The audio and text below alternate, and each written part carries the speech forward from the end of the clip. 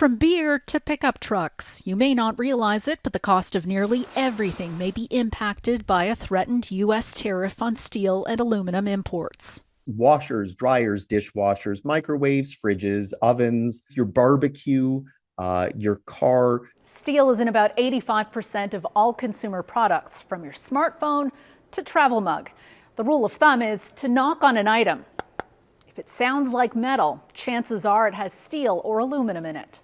Canada is the top exporter of steel to our southern neighbor. Items made up from these two metals crisscross our border often multiple times to make appliances, bridges, vehicles, and more. A tariff is a tax, and the amount of tax is set to soar, paid for by the importer initially, but the cost ultimately falls on businesses and consumers. The devil's in the details, but for ordinary Canadians, back of the envelope calculation would be cars could go up by $2,000.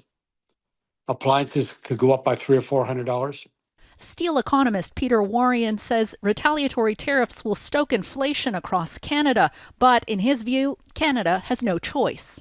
We've all got the experience of bullies in the schoolyard, and we're dealing with a bully. The way this may take a bite out of your household budget will vary. Tuesday, Coca-Cola's CEO said the tariffs may force the company to use more plastic bottles. You could also see shrinkflation in your favorite treat or beverage. Instead of the 500 milliliter bottle, it now becomes a 455 milliliter bottle. Another cost? A blow to economic growth, along with job losses, from factory workers to baristas, as companies cut back on production to shoulder a greater tax burden as demand decreases. Anne Gaviola, Global News, Toronto.